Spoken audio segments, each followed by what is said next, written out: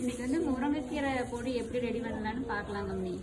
எள்ளு 200 கிராம் வச்சுருக்குறோம், பருப்பு 200 கிராம், கடலைப்பருப்பு 200 கிராம், உளுந்து 200 கிராம் வச்சுருக்கோம், குருமிளகு 2 ஸ்பூன், பூண்டு 10 பல் வச்சுருக்கோம். இது வந்து 25 கிராம் வச்சுருக்கிறோம். சீரகம், மல்லி வந்து 50 கிராம், புளி எல்லாமே தனித்தனியாக வறுத்து ரெடி பண்ணி வச்சுக்கலாம்.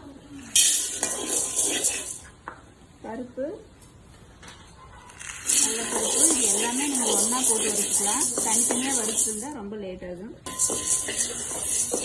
கம்மியாக இருக்கிறதுனால எல்லாமே ஒன்றா போட்டு வறுத்துக்கலாம்.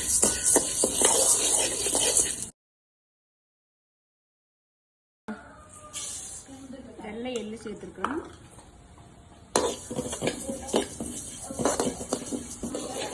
எள்ளு வந்து நல்லா சவுண்டு வரும்போது எடுத்துடலாம்.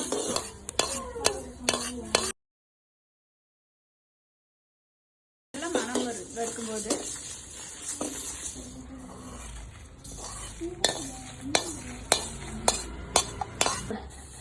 முருங்கைக்கீரை வந்து நல்லா அலாசி வெயிலில் நல்லா காய வச்சு வச்சிருக்கேன். இந்த மாதிரி முறுமுறுன்னு மெயினாக இது வந்து ஹாஸ்டல் குழந்தைகளுக்கு வந்து அந்த சாப்பாடு சரியிருக்காது. அதனால இந்த மாதிரி முருங்கைக்கீரை பொடி, அதுக்கப்புறம் கருவேப்பிலை பொடி, ஹெல்த் மிக்ஸ் பவுடர் எல்லாமே வாங்கி கொடுத்தாங்கன்னா வந்து நாட்டு முருங்கைக்கீரை மரத்துலேருந்து எடுத்தது. இலை வந்து ரொம்ப குட்டி குட்டியாக தான் இருக்குது. அதோட காயும் பார்த்தீங்கன்னா ரொம்ப குட்டியாக இருக்குது.